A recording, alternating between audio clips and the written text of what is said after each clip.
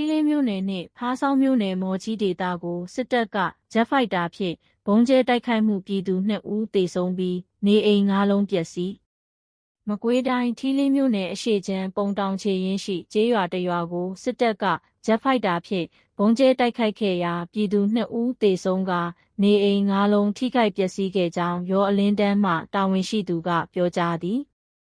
ယနေ့မတ်လ10ရက်မွန်းလွဲ1:32မိနစ်ကထီးလင်းမြို့နယ်အရှေ့ချမ်းပုံတောင်ချေရင်းရှိကျေးရွာတစ်ရွာတွင်တိုက်ပွဲဖြစ်ပွားခြင်းမရှိဘဲအကြမ်းဖက်စစ်တပ်ကဂျက်ဖိုက်တာဖြင့်ဘုံတစ်လုံးကျဲချတိုက်ခိုက်ခဲ့ရာအသက်25နှစ်အရွယ်အမျိုးသား2ဦးနှင့်အသက်22နှစ်အရွယ်အမျိုးသမီး2ဦးစုစုပေါင်း2ဦးသေဆုံးခဲ့ကြောင်းသိရသည်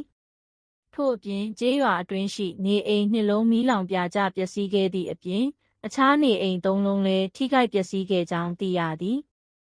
ရွာကပုံတောင်ချေရင်စစ်ရေးနယ်နဲ့တော့နီးတယ်ဒါပေမဲ့ဘာတိုက်ပွဲမှမရှိပါဘူးဘုံကြီးကဖျားပွဲလှုပ်ချင်လို့လုပ်နေကြတာလို့သိရတယ်အမျိုးသား2ဦးကဦးကောင်းပြက်ပြီးပွဲချင်းပြီးသေတယ်အသက်22နှစ်အရွယ်မိန်းကလေး2ဦးလည်းသေတယ်စုစုပေါင်းပြည်သူ2ဦးသေတာဟုရောလင်းတန်းမှတာဝန်ရှိသူကရန်ကုန်ခေတ်သစ်သတင်းဌာနထံသို့ပြောကြားသည်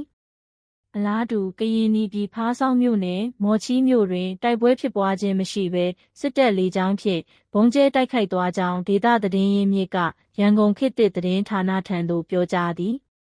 ယနေ့မတ်လ10ရက်မွန်းတည့်12:40မိနစ်ကဖားဆောင်းမြို့နယ်မော်ချီးမြို့အတွင်းရှိခဲလုတ်ကွက်အတွင်းသို့အကြမ်းဖက်စစ်ကော်မရှင်၏တောင်ငူလေတပ်မှတက်လာသောဂျက်ဖိုက်တာဖြစ်စီဖြင့်ဘုံတစ်လုံးကျဲတိုက်ခိုက်ခဲ့ခြင်းဖြစ်ပြီးထိခိုက်ပျက်စီးမှုနောက်ဆက်တွဲအခြေအနေကိုစုံစမ်းသိရှိရခြင်းသေးကြောင်းသိရသည်ကျဲသွားတာကတော့မြို့ပေါ်လူနေရပ်ကွက်ထဲပါပဲခဲလုတ်ကွက်တစ်ခုလို့သိရတယ်ဖုန်းလိုင်းအင်တာနက်လိုင်းတွေကပြတ်နေတော့နောက်ဆက်တွဲသတင်းတော့မသိရသေးဘူးဟုဒေတာသတင်းရင်းမြစ်ကရန်ကုန်ခေတ်သစ်သတင်းဌာနထံသို့ပြောကြားသည်ဖားဆောင်းမြို့သို့ရောက်ရှိနေသောအကြမ်းဖက်စစ်တပ်စစ်ကြောင်းသည်အဆိုပါမော်ချီးမြို့ကိုပြန်လည်ထိန်းချုပ်နိုင်ရေးအတွက်စစ်ကြောင်းထိုးရန်ပြင်ဆင်လျက်ရှိကြောင်းထို့ကြောင့်မော်ချီးဒေသဘက်ကိုစစ်တပ်ကကင်းထောက်လေယာဉ်များဖြင့်မကြာခဏပြန်ဝဲကင်းထောက်နေသလိုမကြာခဏဘုံကျဲတိုက်ခိုက်မှုများလည်းလှုပ်ဆောင်နေကြောင်းသိရသည်